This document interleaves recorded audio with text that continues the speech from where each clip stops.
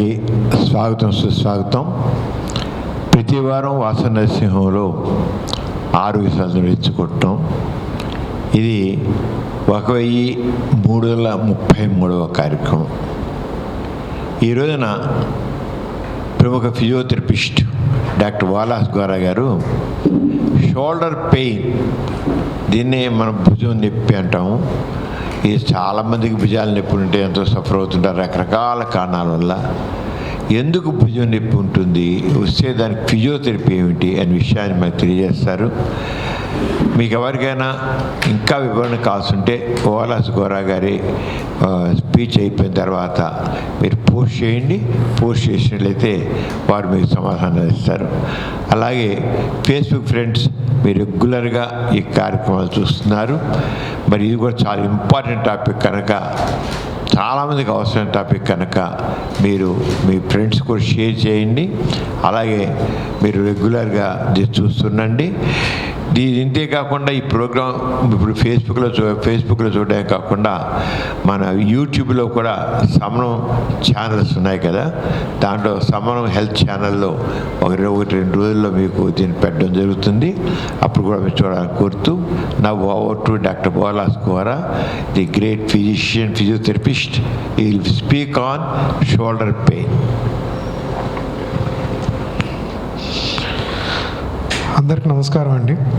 So ఇవాళ 1333 health education ప్రోగ్రాంలో ఇవాళ నేను షోల్డర్ ఫిజియోథెరపీ గురించి మీకు నేను అవేర్నెస్ అనేది క్రియేట్ చేస్తాను. సో షోల్డర్ పెయిన్ అనేది సమరం గారు చెప్పినట్టు చాలా కామన్గా ఉండే బాధ. కాకపోతే దానికి నివారణ ఎట్లాగా, దానికి ట్రీట్మెంట్ ప్లాన్ ఎట్లాగా, దాని గురించి ఇవాళ మీతో నేను డిస్కస్ చేస్తాను. సో మొదట మనం షోల్డర్ పెయిన్ గురించి తెలుసుకునే ముందుల అసలు ఫిజియోథెరపీ ఏంటి, దాని గురించి ఫస్ట్ మనం తెలుసుకోవడం అనేది చాలా ఇంపార్టెంట్. సో ఫిజియోథెరపీ మనకి డెవలప్ అయ్యే కొద్దీ మనకి చాలామందికి ఏమనుకుంటారంటే ఫిజియోథెరపీ అంటే పక్షవాతం వచ్చినప్పుడు, లేకపోతే మోకాలు నొప్పి వచ్చినప్పుడు, లేకపోతే నడు నొప్పి వచ్చినప్పుడు మనకి ఫిజియోథెరపీ అనేది అవసరం ఉంటుంది, మిగతా టైంలో మనకు అవసరం ఉండట్లేదు అనుకుంటారు. కానీ యాజ్ మెడికల్ అడ్వాన్స్మెంట్ అయిన కొద్దీ ఫిజియోథెరపీలో కూడా చాలా డెవలప్మెంట్స్ అనేవి వచ్చాయి. సో దీంట్లో ముఖ్యంగా చూసినట్టయితే మనకి క్రిటికల్ కేర్ ఇల్నెస్, ఇప్పుడు ఎవరైతే మనకి కోమాలో ఉన్న వాళ్ళకి, తర్వాత క్యాన్సర్ ఉన్న వాళ్ళకి, తర్వాత ఓల్డ్ ఏజ్ వాళ్ళలో మనకి క్రిటికల్ ఇల్నెస్లో ఫిజియోథెరపీ అడ్వాన్స్మెంట్ అనేది చాలా వచ్చింది. నెక్స్ట్ వచ్చేసరికి వెనుపూసకి దెబ్బ తగిలిన, లేకపోతే పక్షవాతం వచ్చిన, లేకపోతే గుండెకి ఆపరేషన్ అయిన తర్వాత కూడా ఫిజియోథెరపీ రోల్ చాలా ఉంది. నెక్స్ట్ ఆర్థోపెడిక్స్ పరంగా చూసినట్టయితే వెన్నుముకు సంబంధించిన ఇబ్బందులకి, తర్వాత నరాలకి దెబ్బ తగిలిన తర్వాత వాటి సర్జరీ తర్వాత ఉన్న ఫిజియోథెరపీకి ఇబ్బందులకి, తర్వాత మిగతా కీళ్ళ నొప్పులు, వాటికి కూడా ఫిజియోథెరపీ అడ్వాన్స్మెంట్స్ అనేవి చాలా వచ్చాయి. రెండవది డిసీజ్ ప్రివెన్షన్, వ్యాధి వచ్చిన తర్వాత చికిత్స కంటే వ్యాధి రాకుండా నివారణ ఎట్లాగా, దాంట్లో కూడా ముఖ్యంగా చూసినట్టయితే ఇప్పుడు అందరికీ స్థూలకాయం అనేది చాలా కామన్గా ఉంటుంది. తర్వాత మనకి హైపర్ టెన్షన్, తర్వాత షుగర్ వ్యాధి, చక్కెర వ్యాధి, వీటన్నిటికి కూడా డిసీజ్ ప్రివెన్షన్ ట్రీట్మెంట్ ప్రోటోకాల్స్ అనేవి మన ఫిజియోథెరపీలో ఇప్పుడు అడ్వాన్స్మెంట్స్ అనేవి వచ్చాయి. రెండోది ఇంకోటి ఏంటంటే మనం హెల్తీగా ఉండి మనం ఫిట్గా ఉంటే కానీ మనం మన జీవనశైలిలో వచ్చే మార్పులకి మనం ఎదుర్కోలేము. ఎందుకంటే ఇప్పుడు తినే ఆహారంలో కానీ లేకపోతే వీటన్నిటిలో కానీ కొవ్వు ఎక్కువ ఉంటుంది, మనం చేసే పని తక్కువ ఉంటుంది, మనం తీసుకునే ఆహారం ఎక్కువ ఉంటుంది. సో దాని మూలన మనకి ఫిజికల్ ఫిట్నెస్ మనకి చాలా తక్కువ అయిపోతుంది. సో మనం ఎట్లా ఫిజికల్గా ఫిట్గా ఉండాలి, మన హెల్త్ని మనం ఎంత కాపాడుకోవాలి, వ్యాధి రాకుండా మనం ఎట్లా నివారించుకోవచ్చు, వాటి గురించి కూడా మనకి ఫిజియోథెరపీలో అడ్వాన్స్మెంట్స్ అంటూ వచ్చాయి. తర్వాత వచ్చేసరికి స్పోర్ట్స్ అండి, మీరు చాలా క్రికెట్ చూస్తుంటారు, లేకపోతే టెన్నిస్ కానీ ఫుట్బాల్ కానీ, చాలామంది ప్లేయర్స్కి మనకి ఇంజరీస్ అవుతూ ఉంటాయి. వాళ్ళు ఇంజరీ అవుతూ ఉంటుంది, ఫీల్డ్లో పడిపోతారు, మళ్ళీ లేచి మళ్ళీ ఆడుతూ ఉంటారు. సో వాళ్ళు ఎంత త్వరగా క్విక్గా నార్మల్ చేయాలి, తర్వాత ఒకవేళ కనుక వాళ్ళకి దెబ్బ తగిలితే ఇంజరీ అవుతే మళ్ళీ ఎట్లాగా మళ్ళీ వాళ్ళ పర్ఫార్మెన్స్, వాళ్ళ స్పోర్ట్స్ పర్ఫార్మెన్స్ ఎంత మనం బాగా తీసుకురాగలం అనే దాంట్లో కూడా స్పోర్ట్స్ మెడిసిన్లో ఫిజియోథెరపీ అడ్వాన్స్మెంట్స్ అంటూ చాలా వచ్చాయి. సో ఈ స్లైడ్ నేను ఎందుకు పెట్టానంటే ముఖ్యంగా స్టార్ట్ చేసే ముందుల ఫిజియోథెరపీకి యాక్చువల్గా ఒక 20 ఏళ్ళ క్రితం ఉన్న అవగాహనకి ఇప్పుడున్న అవగాహనకి చాలా డిఫరెన్స్ ఉంది. ఎందుకంటే అడ్వాన్స్మెంట్స్ అనేవి చాలా ర్యాపిడ్గా అడ్వాన్స్మెంట్స్ అంటూ వచ్చాయి. ఇదివరకు పక్షవాతం వస్తే ఇంకా ఈయన మంచాల మీదే ఉంటారు, లేకపోతే ఆయన నడవడానికి ఎంతకాలం పడుతుంది అన్న దీని నుంచి ఇప్పుడు రోబోటిక్ ఫిజియోథెరపీ అనేది వచ్చేసింది. అంటే రోబోట్ ద్వారా లేకపోతే వాళ్ళ ఎగ్జోస్కెల్టన్ అంటాం, వాటి ద్వారా వాళ్ళని ఎంత త్వరగా మనం నడిపించగలం, వీటన్నిటికీ మనకి ఫిజియోథెరపీ అడ్వాన్స్మెంట్స్ అంటూ వచ్చాయి. ఇవాళ హెల్త్ ఎడ్యుకేషన్ ప్రోగ్రాంలో భుజం నొప్పికి మన ఫిజియోథెరపీ పాత్ర ఏంటి, ఏ అడ్వాన్సెస్ వచ్చాయి, వాటికి భుజం నొప్పికి ఉన్న కారణాలు ఏంటి, వాటన్నిటి గురించి ఇవాళ మీకు నేను ఎక్స్ప్లెయిన్ చేస్తాను. ముఖ్యంగా మనకి షోల్డర్ పెయిన్ వచ్చేదాని ముందల అసలు మన భుజము నిర్మాణం ఎట్లా ఉందో తెలుసుకుందాం. ముఖ్యంగా చూస్తే మన భుజం పైకెత్తాలన్నా, లేకపోతే తలగొక్కోవాలన్నా, లేకపోతే వీపు మీద చేతికి వెళ్ళాలన్నా, అంటే కామన్గా మనం చూస్తే షోల్డర్ని మనం దేనికి వాడతాము, మన ఇంట్లో పనులకి వాడతాము, లేకపోతే బరువులు ఎత్తాలన్నా, లేకపోతే తొయ్యాలన్నా, లాగాలన్నా, లేకపోతే తల దూకోవాలన్నా, లేకపోతే స్నానం చేసేప్పుడు వీపు రుద్దుకోవాలన్నా మనకు షోల్డర్ మొబిలిటీ అనేది లేకపోతే ఈ పనులని చాలా ఇబ్బందిగా ఉంటాయి. ఇంకోటి మెయిన్గా షోల్డర్ మొబిలిటీ చూస్తే అనటామికల్గా మనకి అంటే నిర్మాణ పరంగా చూసినట్టయితే మనం షోల్డర్ నిలవాలి అంటే కండ పటుత్వం ఎక్కువ ఉండాలి, అంటే షోల్డర్ స్ట్రెంగ్త్ ఎక్కువ ఉండాలి. ఎందుకంటే ఇక్కడ షోల్డర్లో జాయింట్ ఏదైతే కీల్ ఏదైతే ఉంటుందో అది చాలా వరకు బయటకే ఉంటుంది. ఇక్కడ చూడండి, ఇక్కడ మీకు షోల్డర్ చాలా వరకు బయటే ఉంటుంది. అది కండరాల ఇంటిగ్రిటీ అంటే స్ట్రెంగ్త్ మూలనే మనకి షోల్డర్ అనేది నిలుస్తుంది. ఎప్పుడైతే మనకి షోల్డర్లో మజిల్స్ ఇబ్బంది ఉన్నా, లేకపోతే దానిపైన కీళ్ళు పైన ఉన్న పొరలు ఏమన్నా ఇబ్బంది పడినప్పుడు మనకి షోల్డర్ పెయిన్ అనేది చాలా కామన్గా వస్తుంది. దాంట్లో ముఖ్యంగా చూస్తే ఫస్ట్ రెగ్యులర్గా మనకి కామన్గా సాధారణంగా వచ్చేసరికి షోల్డర్ స్ట్రెయిన్ అంటే ఇది ఎట్లా అవుతుందంటే మన రెగ్యులర్గా చేసే పనుల్లో ఒకరోజు వాటర్ క్యాన్ మోయడం కానీ, లేకపోతే ఒక హెవీ థింగ్ ఏమైనా మోసినప్పుడు ఎమ్మటే అబ్బా నాకు భుజం పట్టేసింది, నేను భుజం పైకి లేపలేకపోతున్నాను, తర్వాత 2-3 రోజులైంది ఇంకా నేను చేయలేకపోతున్నాను, లేకపోతే దుప్పటి నేను మడత పెట్టలేకపోతున్నాను, రైట్, నేను తల దూకోవాలన్నా, లేకపోతే ఆడవాళ్ళు అయితే నేను జడ వేసుకోవాలన్నా, లేకపోతే బ్లౌజ్ వేసుకోవాలన్నా అసలు నాకు భుజం పైకి లేవట్లేదు అంటారు. సో దాన్ని ముఖ్యంగా సాధారణంగా చూసి మనం రెగ్యులర్గా చేసే పనుల్లో మనకి షోల్డర్ మజిల్స్ అనేవి చాలా స్ట్రెయిన్ అవుతాయి. ఎప్పుడైతే ఈ షోల్డర్ మజిల్స్ మనకి స్ట్రెయిన్ అవుతాయో కామన్గా చూస్తే ఇక్కడ 2 మజిల్స్ అనేవి చాలా కామన్గా మనకి ఇన్వాల్వ్ అవుతాయండి. ఒకటి వచ్చేసరికి సూప్రాస్పైనిటస్ అనే మజిల్ ఉంటుంది. సో ఈ మజిల్ ఏంటంటే 90% ఆఫ్ ద యాక్టివిటీస్ అని మనం ఇక్కడ చేసేవి మనం ఈ రేంజ్లో చేసాం. మనం రాయాలన్నా, లేకపోతే మనం బరువు తీసి పెట్టాలన్నా, ఆడవాళ్ళైతే కిచెన్ వర్క్ చేయాలన్నా, ఏం చేయాలన్నా ఈ యాంగిల్లో ఎక్కువ పనులు చేస్తూ ఉంటాం. సో ఈ యాంగిల్లో పనిచేసేటప్పుడు ఈ సూప్రాస్పైనిటస్ మజిల్ అనేది ఎక్కువగా ఒత్తుకుంటూ ఉంటుంది. అది మన 2 కీళ్ళ మధ్యలోంచి వెళ్ళి ఇక్కడ భుజానికి అతుక్కుంటుంది. ఎప్పుడైతే ఈ మజిల్ బాగా ఒత్తిడికి లోనైందో భుజం లేపాలంటే ఫస్ట్ 30 degrees ఏదైతే ఉందో చాలా ఇబ్బందిగా ఉంటుంది. మనం లేపాలంటే అబ్బా మనం షోల్డర్ పైకి లేవట్లేదు అనుకుంటారు. నెక్స్ట్ ఇక్కడి నుంచి మనం సపోర్ట్ ఇస్తే ఇక్కడ నుంచి బాగానే లేస్తుంది, మళ్ళీ ఇక్కడ నుంచి నొప్పి వస్తూ ఉంటుంది. సో దానికి ఏంటంటే ముఖ్యంగా మనకి ఈ సూప్రాస్పైనిటస్ మజిల్, ఇన్ఫ్రాస్పైనిటస్ 2 మజిల్స్ మనకి రెగ్యులర్గా చేసే పనుల్లో ఇవి చాలా పెయిన్ఫుల్గా ఉంటాయి. ఇది మనం ఎట్లా గుర్తించాలి? దీనికి ముఖ్యంగా ఏంటంటే ఎప్పుడైతే మనకి ఈ రొటేటర్ కఫ్ మజిల్స్ అంటాం, ఈ రొటేటర్ కఫ్ మజిల్స్ అంటే మనం ఇట్లా షోల్డర్ మూవ్ చేయడానికి, లేకపోతే ఇట్లా మూవ్ చేయడానికి ఈ రొటేటర్ కఫ్ మజిల్స్ అనేవి పనిచేస్తాయి. సో మీరు తల దూక్కోవడానికి ఇబ్బంది ఉన్నా, లేకపోతే వీపు రుద్దుకోవడానికి ఇబ్బంది వస్తుంది అంటే కనుక ఈ రొటేటర్ కఫ్ మజిల్స్ మనకి ఇన్వాల్వ్ అయినట్లు లెక్క. సింపుల్.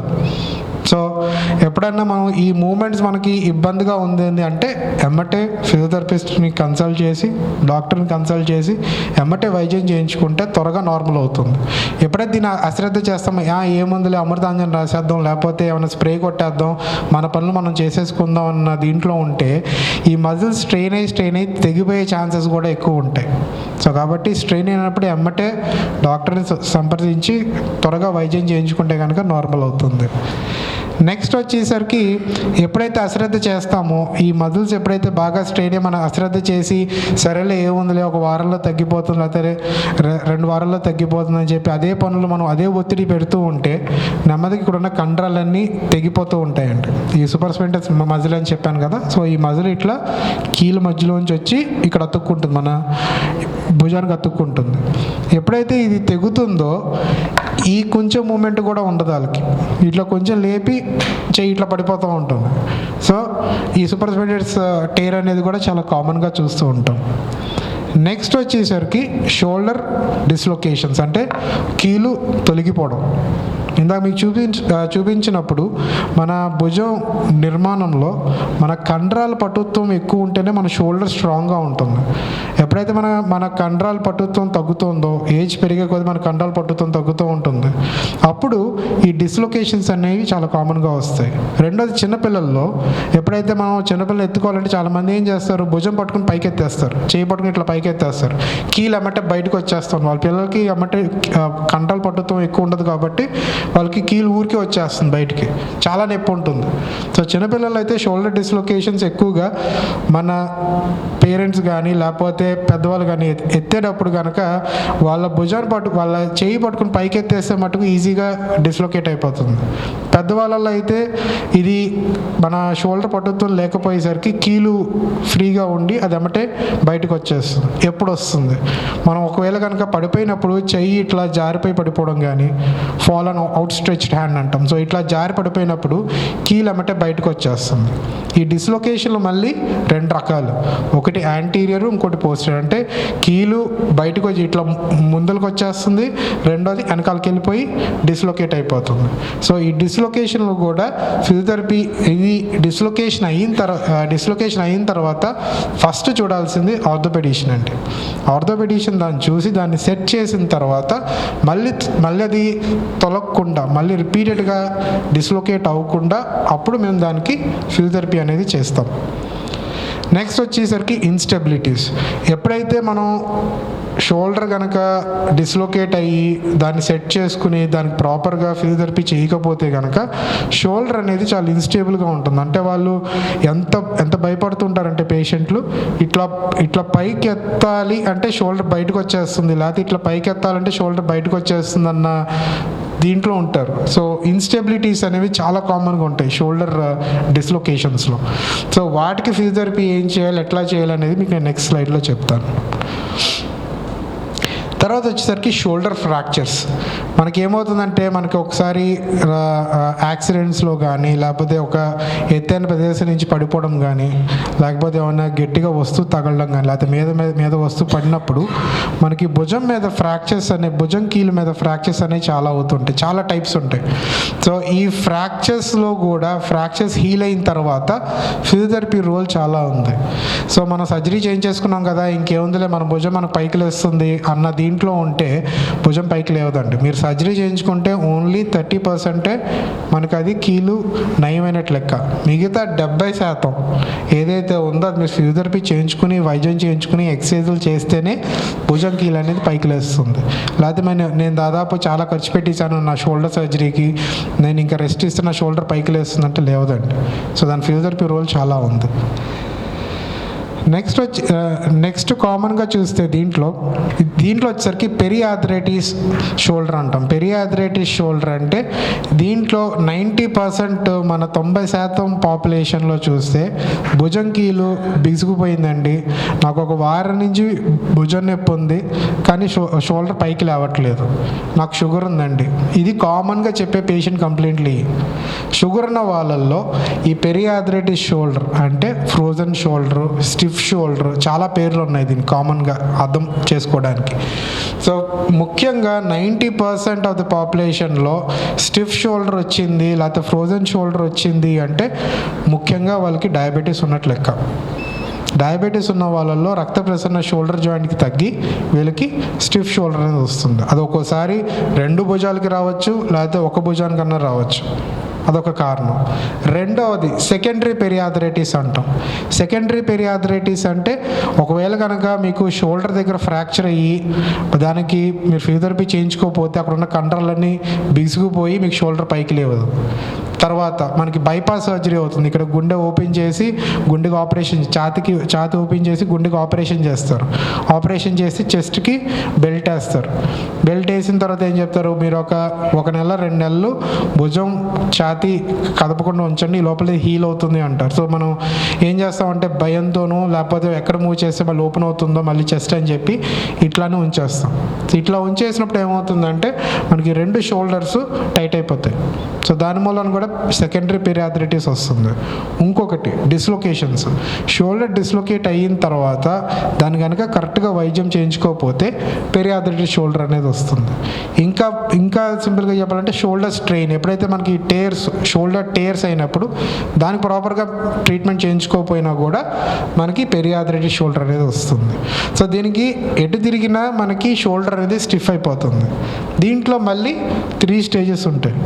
మనకు ఈ ఫ్రోజన్ షోల్డర్ వచ్చిందంటే 3 స్టేజ్లు ఉంటాయి. ఒకటి వచ్చేసరికి ఫ్రీజింగ్ స్టేజ్ అంటాం. ఈ ఫ్రీజింగ్ స్టేజ్ 2 నుంచి 9 నెలలు ఉంటుంది. ఈ దశలో పేషెంట్ ఏం చెప్తూ ఉంటారంటే, నాకు నొప్పి ఉందండి కానీ భుజం లేవడానికి బాగానే ఉంది కానీ లేపడానికి చాలా ఇబ్బందిగా ఉందండి అంటారు. ఈ ఫేజ్లో చాలామంది దాన్ని వదిలేస్తారు. ఏముందిలే భుజం నొప్పి ఉంది కదా, లేస్తుంది కదా, తగ్గిపోతుందిలే అని. కానీ ఈ దశలో కనుక ప్రాపర్గా ట్రీట్మెంట్ చేయించుకోకపోతే, మన షుగర్ కంట్రోల్లో పెట్టుకోకుండా షుగర్ అనీవెన్గా ఉండి లేకపోతే మనకి షోల్డర్ సర్జరీ అయ్యి దాన్ని ప్రాపర్గా అటెన్షన్ పెట్టకపోతే కనుక ఎమ్మటే నెక్స్ట్ ఫ్రోజన్ స్టేట్లోకి వెళ్ళిపోతుంది. అంటే మనం మూమెంట్ చేయం కదా, నెమ్మదిగా కదులుతుందని చెప్పి అట్లా ఉంచుతాం. లేకపోతే కదిపితే నొప్పి ఉంది కదా అని చెప్పి పక్కనే ఉంచేసి సరే కుడి చేయి నొప్పిగా ఉంది కదా ఎడం చేత్తో పనులు చేసుకుందాం అని చెప్పి ఈ చైన్ అసలు కదపం. సో ఎమ్మటే అది సెకండ్ స్టేజ్లోకి వెళ్ళిపోతుంది. దాన్ని ఫ్రోజన్ స్టేజ్ అంటాం. ఈ స్టేజ్ వచ్చేసరికి 4 నుంచి 12 నెలలు, అంటే దాదాపు 1 సంవత్సరం పాటు వీళ్ళకి భుజం పైకి లేవదు. ఇంతే ఉంటుంది భుజం, ఇక్కడి నుంచి పైకి లేవదు. ఈ స్టేజ్లో వస్తారు పేషెంట్లు చాలామంది. ఎప్పుడైతే వాళ్ళు పనులు చేసుకోవడానికి బాగా ఇబ్బంది వచ్చి కదలిక కూడా బాగా ఇబ్బంది వచ్చినప్పుడే పేషెంట్ అప్పుడు నాకు కదలట్లేదు కదా అని చెప్పి అప్పుడు డాక్టర్ దగ్గరికి వస్తారు. ఈ ఫ్రోజన్ స్టేజ్ వచ్చేసరికి దాదాపు 4 నుంచి 12 నెలలు పడుతుంది. ఈ స్టేజ్ నుంచి ట్రీట్మెంట్ చేసి వాళ్ళకి ఎంఆర్ఐలు తీసి వాళ్ళ ఎంఆర్ఐలో షోల్డర్ ఎట్లా ఉందో చూసుకుని దానికి చికిత్స పెట్టి, ఎందుకంటే ఫ్రోజన్ స్టేజ్ వచ్చిన తర్వాత ఓవర్ నైట్ అంటే నెక్స్ట్ డే మార్నింగ్ నార్మల్ అవ్వదండి. It will take some time. ఎందుకంటే అక్కడ ఉన్న మజిల్స్ అన్ని స్టిఫ్ అయిపోతాయి, గట్టిపడిపోతాయి, అక్కడున్న క్యాప్సిల్ అంతా గట్టిపడిపోతుంది.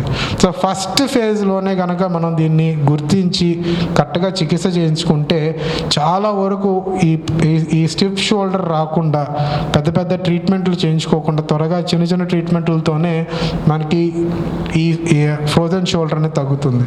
మూడోది వచ్చేసరికి థాయింగ్ స్టేజ్ అంటాం. అంటే స్టిఫ్నెస్ తగ్గుతుంది కానీ పేషెంట్కి మళ్ళీ పెయిన్ వస్తూ ఉంటుంది. ఇది దాదాపు 2 సంవత్సరాలు ఉంటుంది.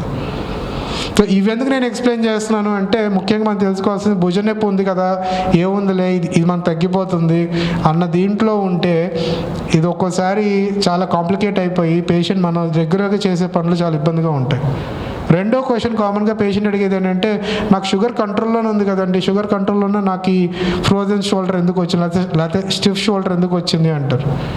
మీరు ట్యాబ్లెట్స్ వేసుకుంటున్నప్పుడు షుగర్ కంట్రోల్లో ఉంది కానీ షుగర్ పోలా, షుగర్ బాడీలో అట్లానే ఉంది. మీరు ట్యాబ్లెట్స్ వేస్తూ దాన్ని అట్లా మెయింటైన్ చేస్తున్నారు. సో షుగర్ పేషెంట్స్ మట్టుకు చాలా జాగ్రత్తగా ఇది చూసుకోవాలి. నాకు రోజు భుజం పైకి లేస్తుందా, నాకు తల వెనకాలకి చెయ్యి వెళ్తుందా, వీపు వెనకాలకి చెయ్యి వెళ్తుందా, 2 చేతులు వెళ్తున్నాయా, ఇవి రోజు మనం చూసుకోవాలి. మనం చూసుకోకుండా ఏముందిలే మనం పనులు చేసేస్తాం, లేకపోతే పైనుంచి గిన్నెలు తీసుకోవడానికి బాగానే ఉంది కదా అని చెప్పేసి అనుకుంటారు. కానీ అసలు ఫుల్గా చెయ్యి పైకి వెళ్తుంది. మన షోల్డర్ పైకి లేపాలంటే 180 డిగ్రీలు లేవాలి, ఇటు నుంచి పైకి వెళ్ళాలంటే 180 డిగ్రీస్ వెళ్ళాలి. సో ఈ మూమెంట్స్ అని మనకు ఉన్నాయా? సో బెస్ట్ ఈజీగా మనం షోల్డర్ని అసెస్ చేసుకోవాలి అంటే స్కూల్లో అందరం మనం పీటీ చేసేవాళ్ళం ఫ్రైడేస్ అట్లా, ఇట్లా షోల్డర్స్ ఇట్లా లేపి ఫ్రంట్ బ్యాక్.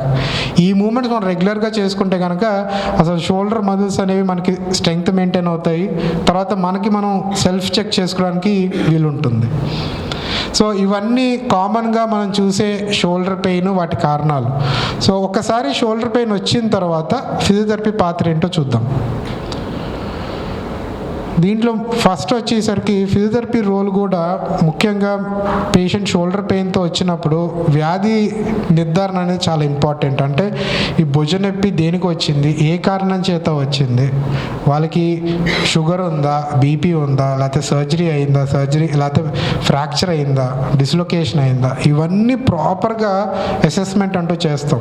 ఎందుకు అసెస్మెంట్ చేస్తాం అంటే ఇదివరకు చాలామంది ఏమనుకుంటారంటే ఏముంది ఫిజియోథెరపీ దగ్గరికి వెళ్తే సీలింగ్కి ఒక తాడేసి ఇట్లా లాగమంటారు, లేకపోతే చెయ్యి ఇట్లా పక్క ఊపమంటారు, ఇటు ఊపమంటారు, ఏముందిలే అన్ని ట్రీట్మెంట్లకి ఫిజియోథెరపీ ఎక్సర్సైజ్లు ఒకటేగా అనుకుంటారు. కానీ డిసీజెస్ బట్టి వాటికి వచ్చిన ప్రాబ్లమ్స్ బట్టి అక్కడ టేర్ అయిందా, డిస్లొకేట్ అయిందా, ఫ్రాక్చర్ అయిందా, ఫ్రోజన్ షోల్డర్ అయిందా, వీటన్నిటిని ప్రాపర్గా అసెస్ చేస్తాం. అసెస్ చేసి దాని తగ్గట్టు ట్రీట్మెంట్ అనేది ప్లాన్ చేస్తాం.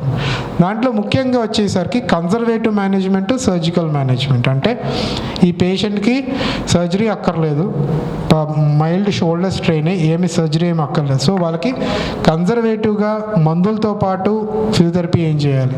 తర్వాత లేదు భుజం బాగా పైన ఉన్న కండరాలన్నీ తెగిపోయినాయి, లేకపోతే షోల్డర్ అంతా ఫ్రాక్చర్ అయింది, సో వాళ్ళకి ఫిజియోథెరపీ రోల్ ఏంటి. సో ఇట్లాగా ఫిజియోథెరపీ మేనేజ్మెంట్ అనేది డివైడ్ అయి ఉంటుంది. సో అందరికీ ఒకటే వైద్యం ఉండదండి. సో ఏ పేషెంట్కి కారణం ఏంటి తెలుసుకుని దాని వ్యాధి నిర్ధారణ చేసి కావాల్సిన ఇన్వెస్టిగేషన్స్ అన్నీ చేసి ఎక్స్రేనా, ఎంఆర్ఐయా, లేకపోతే అల్ట్రాసోనోగ్రఫీ షోల్డరా, ఇవన్నీ చూసుకుని దాని తగ్గట్టు షోల్డర్ మేనేజ్మెంట్ అనేది చేస్తాం. దీంట్లో ఆధునికంగా ఏం చేస్తున్నాం, దాంట్లో ఫస్ట్ వచ్చేసరికి పెయిన్ మేనేజ్మెంట్.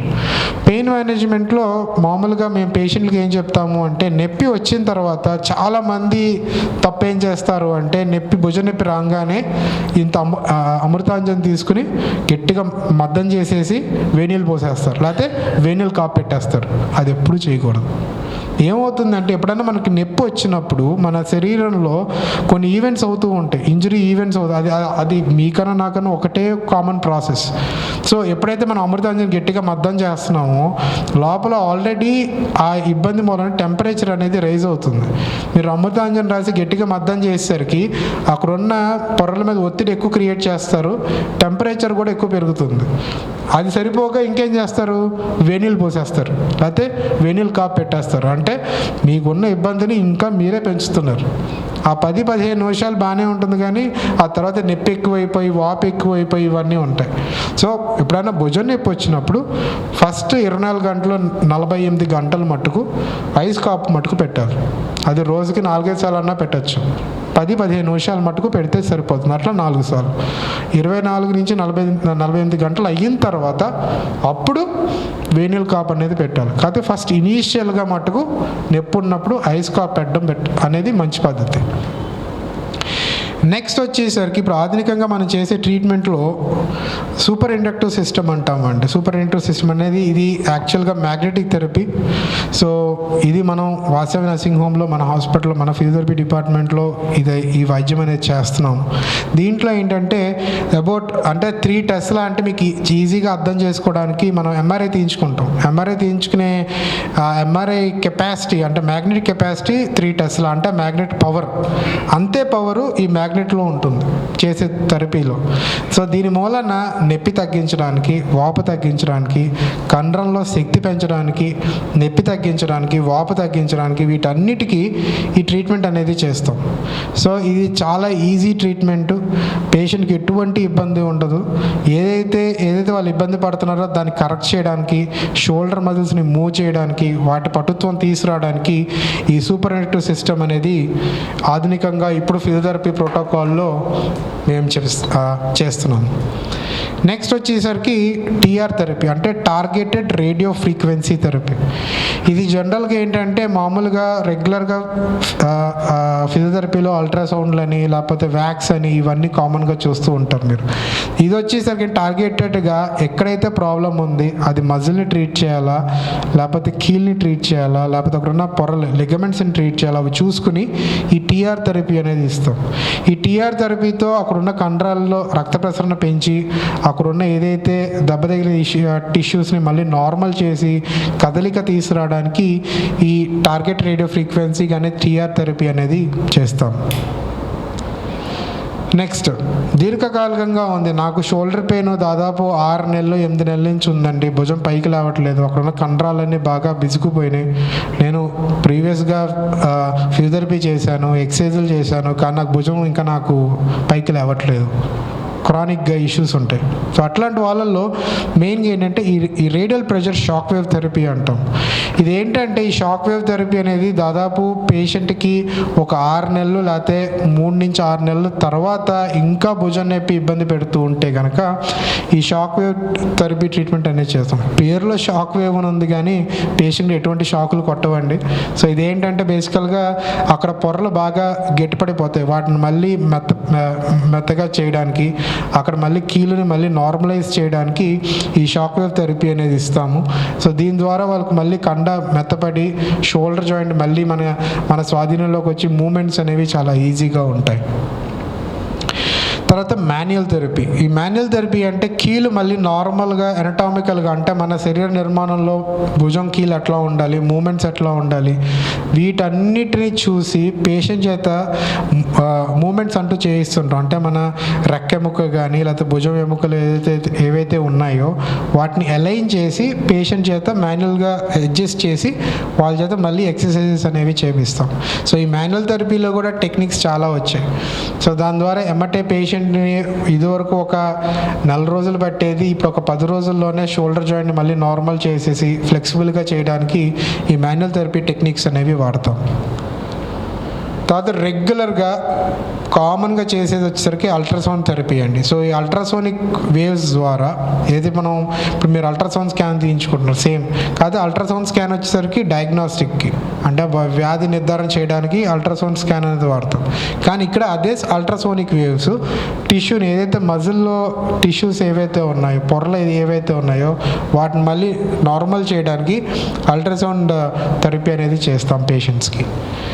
నెక్స్ట్ వచ్చేసరికి లేజర్. సో లేజర్ కూడా ఇది సాఫ్ట్ టిష్యూ లేజర్ అండి. చాలామంది పేషెంట్కి ఎట్లా ఉంటుందంటే అమ్మో లేజర్ పెట్టారు చర్మం మళ్ళీ నాకు కాలిపోతుంది లేకపోతే పొరలు మనకి కాలిపోతే సైడ్ ఎఫెక్ట్స్ ఉంటాయి అనుకుంటారు. ఇవన్నీ ఫిజియోథెరపీలో వాడేవన్నీ వచ్చేసరికి సాఫ్ట్ టిష్యూ లేజర్స్. ఈ లేజర్తో ఎక్కడైతే పిన్ పాయింట్గా ఎక్కడైతే మనకి మజిల్ తెగిందో దాన్ని మళ్ళీ హీల్ చేయడానికి, అక్కడున్న కీలు పైన ఉన్న పొరలు ఏవైతే ఉన్నాయో వాటిని మళ్ళీ హీల్ చేయడానికి వాటన్నిటికీ ఈ సాఫ్ట్ టిష్యూ లేజర్ థెరపీ అనేది యూస్ చేస్తాం. తర్వాత వచ్చేసరికి నొప్పి, వాపు, వీటి తగ్గించడానికి ఐఎఫ్టీ అంటే ఇంటర్ఫెరెన్షియల్ థెరపీ అంటాము. సో ఈ ఇంటర్ఫెరెన్షియల్ థెరపీ ద్వారా ఇక్కడ మీరు చూసినట్టయితే ఒక 4 ప్యాడ్స్ ఉంటాయండి.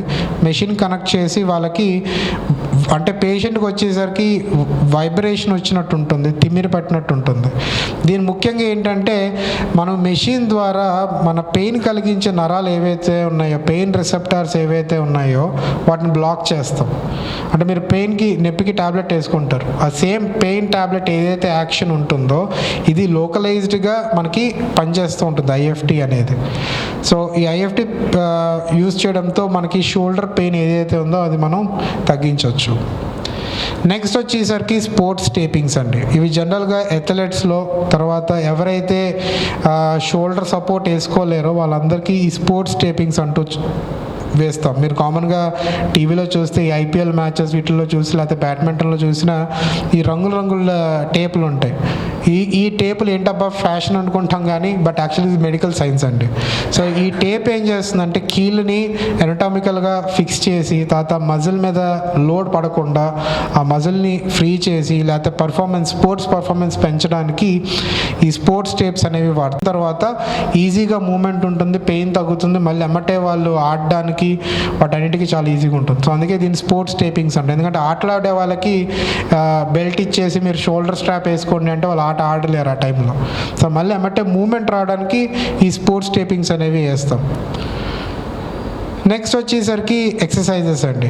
సో ఎక్సర్సైజెస్ వచ్చేసరికి కామన్గా మనం రెగ్యులర్గా ఇందాక మీకు చెప్పినట్టు ఫస్ట్ మీరు మీ షోల్డర్ రోజు కదపడం అనేది అలవాటు చేసుకోండి. పైకి ఫుల్గా లేస్తుందా, సైడ్ లేస్తుందా, తల వెనకాలకి వెళ్తుందా, వీపు వెనకాలకి వెళ్తుందా, ఈ బేసిక్ మూమెంట్స్ కనుక చేస్తే కనుక మీకు అసలు షోల్డర్ ప్రాబ్లం ఉందో లేదో తెలిసిపోతుంది. తర్వాత మనం ఇదివరకు స్కూల్లో ఎక్సర్సైజ్ చేసినట్టు షోల్డర్ మూమెంట్స్ అన్నీ ఎక్సర్సైజ్ చేస్తూ ఉంటే మనకి షోల్డర్ మజిల్ స్ట్రాంగ్గా ఉంటాయి. ఆ తర్వాత వ్యాధి బట్టి అంటే ప్రాబ్లం బట్టి, అంటే అది మజిల్ స్ట్రెయినా లేకపోతే ఫ్రాక్చర్స్ అయినాయా లేకపోతే డిస్లోకేట్ అయిందా సర్జరీ చేసిన తర్వాత ఎట్లాంటి సర్జరీకి ఎట్లాంటి ఎక్సర్సైజెస్. సో దాంట్లో ఇండివిజువల్గా ఏ ప్రోటోకాల్ ఉంటుందండి. ఆ తర్వాత కూడా ఒకవేళ కనుక మనకి షోల్డర్ ఫ్రాక్చర్ అయింది, షోల్డర్ ఫ్రాక్చర్ అయితే ఈ షోల్డర్ ఫ్రాక్చర్ అయిన వాళ్ళు నార్మల్ మ్యాన్, లే మ్యాన్ అంటే వాళ్ళు రెగ్యులర్గా ఇప్పుడు సపోజ్ బ్యాంక్ ఎంప్లాయీ లేకపోతే హౌస్ వైఫ్ లేకపోతే రెగ్యులర్గా చేసే వాళ్ళకి ఒకలాగా ఫిజియోథెరపీ ఇంటర్వెన్షన్ ఉంటుంది. లేదు షోల్డర్ ఫ్రాక్చర్ అయింది, ఆయన మళ్ళీ షటిల్ ఆడాలి లేకపోతే బ్యాడ్మింటన్ ఆడాలి లేకపోతే మిగతా స్పోర్ట్ యాక్టివిటీకి వెళ్ళాలి, వాటికి తగ్గట్టు మళ్ళీ స్పోర్ట్స్ రీహాబిలిటేషన్ అంటూ చేంజ్ అవుతుంది. సో మీరు ఒక్కసారి ఇంజరీ అయిన తర్వాత ఆ కన్సల్టేషన్ టైంలో జనరల్గా మేము పేషెంట్ని ఇప్పుడు మీకు ఇంజరీ అయింది, మీకు ఫిజియోథెరపీ అయిన తర్వాత మీరు ఏం చేయాలనుకుంటున్నారు అని చెప్పి క్లియర్గా అడుగుతాం. ఆ అవుట్కమ్ బట్టి ఇంటర్వెన్షన్ అనేది చాలా చేంజెస్ వస్తాయి, ఎక్సర్సైజులు కూడా చాలా చేంజెస్ వస్తాయి. సో కాబట్టి ఏదో భుజం నొప్పే కదా ఏముంది, వాళ్ళు పైన ఒక పుల్లి వేసి షోల్డర్ ఇట్లా పైకి కిందకి లాగమంటారు లేకపోతే భుజం పైకి ఎత్తమంటారు, ఇంతే కదా ఫిజియోథెరపీ అనే అపోహలో మటుకు ఉండొద్దు. ఇప్పుడు చాలా అడ్వాన్సెస్ వచ్చాయి. షోల్డర్ మళ్ళీ నార్మల్ అవ్వడానికి త్వరగా మీ పనులు మీరు చేసుకోవడానికి ఫిజియోథెరపీ రోల్ అనేది చాలా ఉంది. Thank you. డాక్టర్ వాలాస గారు చాలా చక్కగా వివరించారు. ఫేస్బుక్లో మాత్రం ఎవరు క్వశ్చన్స్ పోస్ట్ చేయలేదు. ఈ కొన్నాళ్ళు ఎవరికైనా డౌట్స్ ఉంటే అడగాల్సిన కోరుతున్నాను. ఎవరైనా డౌట్స్ ఉన్నాయా? అడిగిన దాని మీద ఏమైనా వివరణ కావాల్సి ఉందా? ఏమ్మా?